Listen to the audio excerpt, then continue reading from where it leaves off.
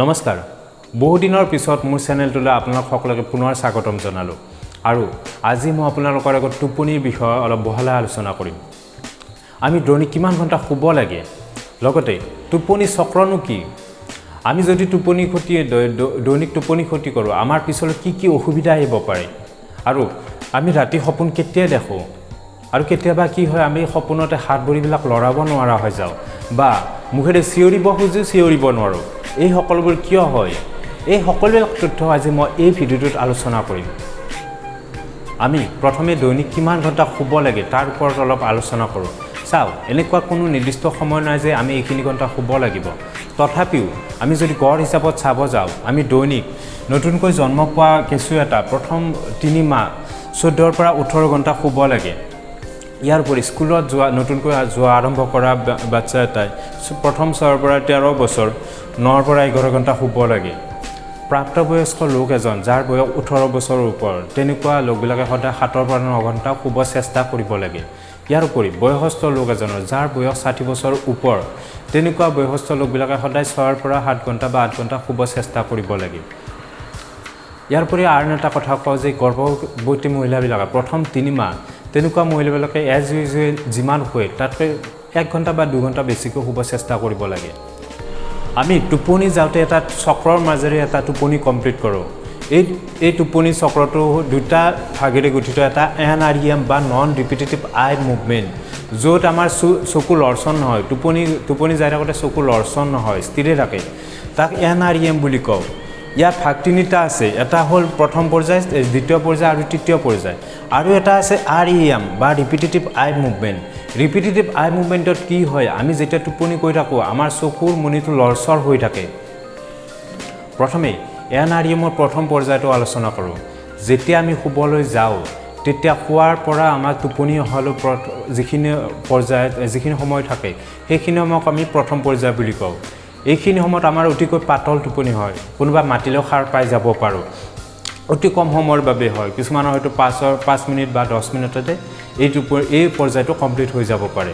এইখিনি সময়ত কি হয় আমাৰ হাৰ্টবিটটো কমিব ধৰে বা উশাহ নিশাহ লোৱা প্ৰচেছটো কমিব লাহে লাহে হ'ব পাৰে বা আমাৰ চকুৰ মণি লৰচৰটো কমি যাব ধৰে ইয়াৰ উপৰি আমাৰ মাংসবোৰ ৰিলাক্স হ'বলৈ ধৰে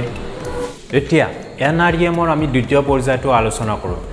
এই দ্বিতীয় পৰ্যায়টো হ'ল যেতিয়া আমাৰ পাতল টোপনি আহিছিল সেই পাতল টোপনিৰ পৰা আমি গভীৰ টোপনিলৈ প্ৰৱেশ কৰোঁতে যিখিনি সময় এইখিনি সময়েই হ'ল আমাৰ দ্বিতীয় পৰ্যায় এই পৰ্যায়টোত কি হয় আমাৰ চকু যিটো আমাৰ হাৰ্টবিট আছিল বা ব্ৰিথিং উশাহ নিশাহ লোৱা প্ৰচেছটো আৰু কমি যাব ধৰে লগতে আমাৰ দেহৰ টেম্পাৰেচাৰটো বহুত কমি যাবলৈ ধৰে ইয়াৰ লগতে আমাৰ চকুৰ মণিৰ লৰচৰটো একেবাৰে বন্ধ হৈ যায় এতিয়া NREM ৰ আটাইতকৈ ডাঙৰ গুৰুত্বপূৰ্ণ পৰ্যায়টো তৃতীয় পৰ্যায়টো আলোচনা কৰোঁ এইখিনি সময়ত আমাৰ গভীৰ টোপনি আহে হয়তো কোনোবাই মাতিলে আমি সাৰ নাপাব পাৰোঁ লগতে আমাৰ দেহৰ মেৰামতিৰ কাম চলে আমি দৈনিক যিমান কাম কৰিলোঁ তাৰ কাৰণে আমাৰ দেহৰ কিছুমান সৰু সৰু কোষ ধ্বংস হ'ব পাৰে বা মাংসবিলাক দুৰ্বল হ'ব পাৰে এই সকলোবিলাক আমাৰ এইটো পৰ্যায়তে আমাৰ দেহৰ ভিতৰত ৰিপেয়াৰ হৈ থাকে ইয়াৰ উপৰি ৰোগ প্ৰতিৰোধী ক্ষমতা যিমান ৰোগ প্ৰতিৰোধী ক্ষমতা দেহৰ ভিতৰত আছে এইবিলাক এইখিনি সময়তে ৰিপেয়াৰ হ'বলৈ ধৰে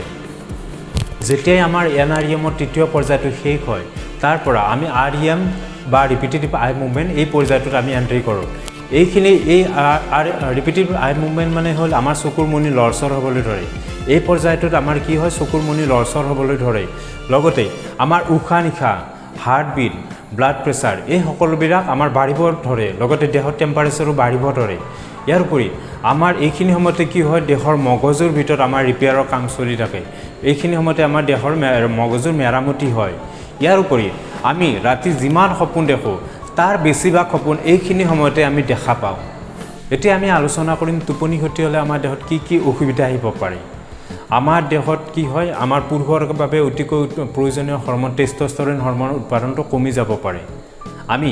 NREM ৰ তৃতীয় পৰ্যায়ত কি হয় এই টেষ্টষ্টেৰন হৰমনৰ উৎপাদনটো বাঢ়ি যায় যদিহে আমাৰ টোপনিটো ভালকৈ কমপ্লিট নহয় তেতিয়াহ'লে কি হয় দেহৰ টেষ্টষ্টেৰন নামৰ হৰমনটো অটোমেটিক্যালি উৎপাদন কমি যায় তেতিয়াই আমাৰ কি হয় পুৰুষৰ ক্ষেত্ৰত সেক্সুৱেল এক্টিভিটিটো কমি যাব পাৰে লগতে মাংসপেশীৰ গ্ৰোথটো কমি যাব পাৰে আৰু দিনটো ভাগৰ লাগি থাকিব পাৰে এনাৰ্জি নাপাম আমি কিবা কাম এটা কৰিবৰ কাৰণে এনাৰ্জি নাপাব পাৰোঁ এনেকুৱা বহুত সমস্যা আমাৰ দেখা দিব পাৰে ইয়াৰ উপৰি কৰ্টিজল নামৰ এবিধ ষ্ট্ৰেছ হৰমন আছে এইটো সেই হৰমনটো বাঢ়ি যাব পাৰে তাৰ ফলত আমাৰ কি হয় ভোক লাগিব পাৰে যাৰ ফলত আমাৰ ওজন বাঢ়ি যাব পাৰে ইয়াৰ লগতে আমাৰ মুখত শালমইনা ওলাব পাৰে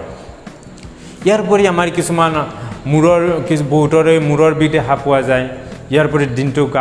দিনটো যদি টোপনি ভাল নহয় তেতিয়াহ'লে দিনটো গা বেয়া লাগি থাকিব পাৰে লগতে